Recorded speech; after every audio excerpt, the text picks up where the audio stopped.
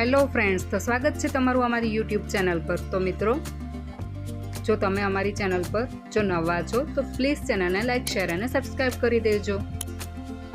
તો મિત્રો, ચાલો શરૂ કરીએ આજની આપણી રેસીપી। આજે આપણે બનાવીશું સ્ટફેડ દાલ ઢોકળી, જેની માટે મેં લીધું છે એક પેન। એની અંદર તુવેર દાળ બોઇલ કરીને એડ કરી દીધી છે। તો હવે આપણે તેના મસાલા કરી લઈશું। સૌપ્રથમ મેં એડ કરી છે હળદર, ધાણા જીરું પાવડર,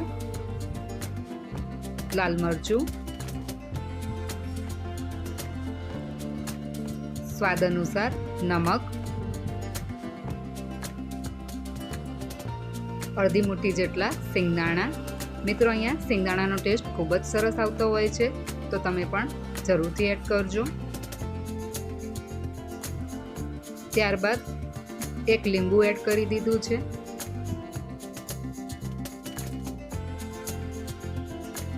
લીંબુના ટેસ્ટને બેલેન્સ કરવા માટે મેં અહીંયા 2 થી 3 ટેબલસ્પૂન જેટલી ખાંડ પણ એડ કરી દીધી છે।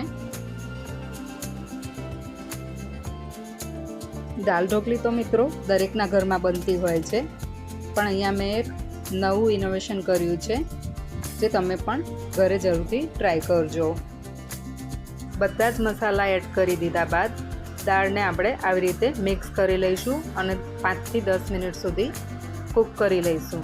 તો હવે આપણે તેનું સ્ટફિંગ તૈયાર કરી લઈશું।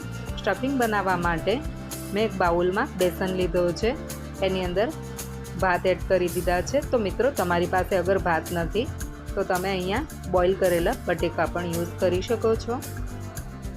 હવે આપણે તેના મસાલા કરી લઈશું। ગ્રેટ કરેલા આદુ મરચાં લીધા છે મેં અહીંયા, લાલ મરચું પાવડર, ધાણા જીરું પાવડર,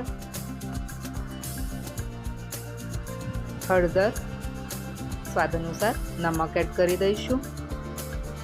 લાસ્ટમાં ગરમ મસાલો લીધો છે। બધી જ વસ્તુને સારી રીતે મિક્સ કરી લેવાની છે। હવે અહીંયા જે થેપલાનો આપણે લોટ બાંધીએ છીએ એવી રીતે લોટ તૈયાર કરી લીધો છે અને એમાંથી આવી રીતે રોટલી વણી લીધી છે। એની અંદર જે આપણે સ્ટફિંગ રેડી કરી લીધું હતું તે સ્ટફિંગ આવી રીતે એપ્લાય કરી દેવાનું છે રોટલી ઉપર। ઇવનલી સ્પ્રેડ કરી દઈશું। તો મિત્રો, તમે આ રેસીપી કયા સિટીથી જોઈ રહ્યા છો તે કમેન્ટમાં લખીને જરૂરથી જણાવજો, અને તમને અમારી રેસીપી કેવી લાગે છે તે પણ જરૂરથી જણાવશો। આખી જ રોટલીમાં આવી રીતે સ્ટફિંગ આપણે એપ્લાય કરી દીધું છે। હવે આપણે તેનો રોલ બનાવી લેવાનો છે। આવી રીતે થોડોક ટાઈટથી રોલ બનાવી લઈશું। રોલ બનાવી લીધા બાદ કટરની હેલ્પથી આવી રીતે કટિંગ કરી લઈશું। સ્ટફિંગનું જે કટિંગ છે તે તમારા હિસાબથી તમે નાનું મોટું કરી શકો છો। મને નાની નાની ઢોકળી પસંદ છે, તો મેં નાના નાના આવી રીતે પીસ કરી લીધા છે।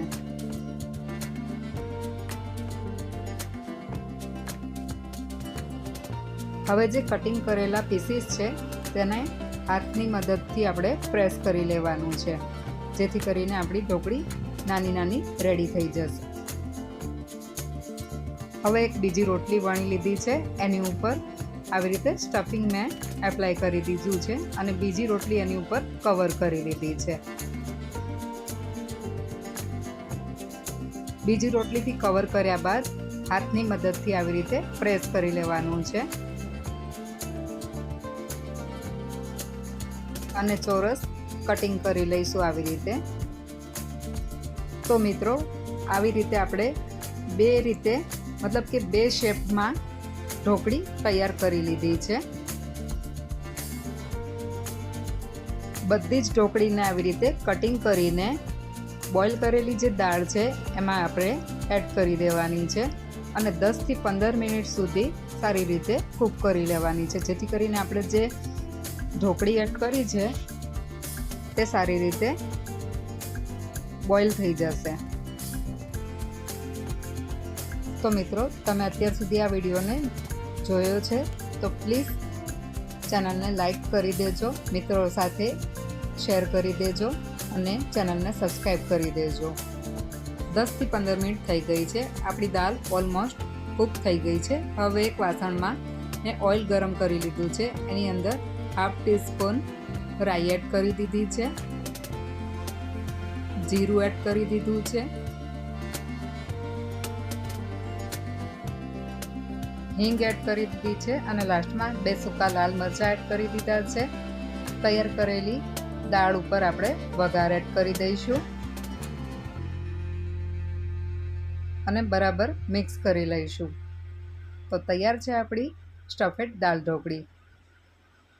મળીશું હવે ફરી નવા વિડીયો સાથે. ગુડ બાય મિત્રો.